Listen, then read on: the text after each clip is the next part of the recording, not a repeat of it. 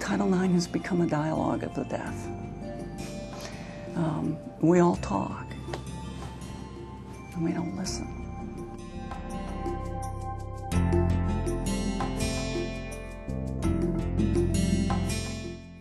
My name is Kathy DeBoer, and I played volleyball, basketball, soccer, tennis. Played on the boys' tennis team in high school because there wasn't a girls' team there. Graduated from college in 1978 and played 2 years in the WBL, which is a long, long ago precursor of the WNBA. So I played 2 years of professional basketball. And then spent the next 13 years coaching collegiate volleyball.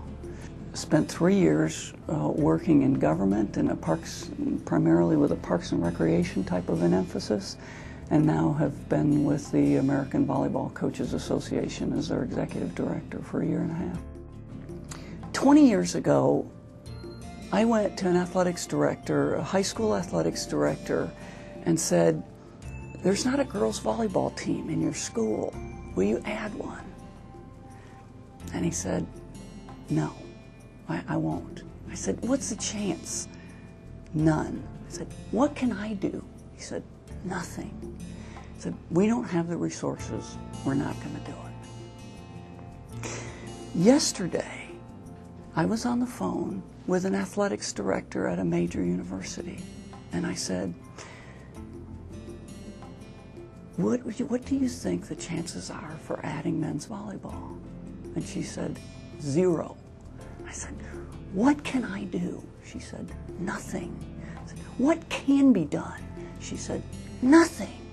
Now, I don't blame that AD back then, and I don't blame that AD today. But is there going to be another Karch Karai? Is there going to be another Dan Gable?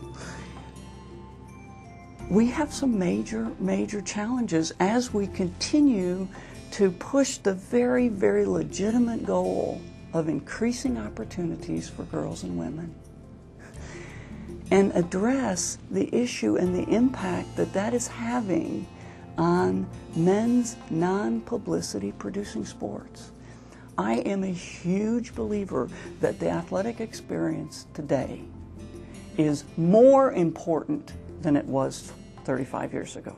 More important. For boys, for girls, more important. It is the key to making us whole, functional people in our society. It teaches girls how to compete in an authentic and honest way and prepares them for their life. It teaches boys how to connect, how to bond in an authentic and an intimate way, and prepares them for the rest of their life. We cannot give up these opportunities, and we've got to convince those with the ability to make the decisions and to add the resources that sports is important.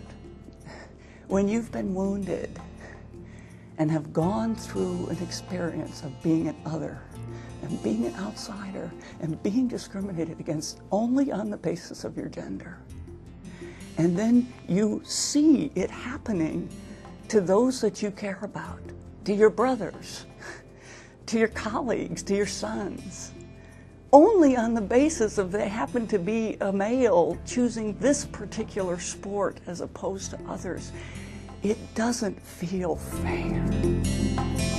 And the sense of injustice in it is just profound.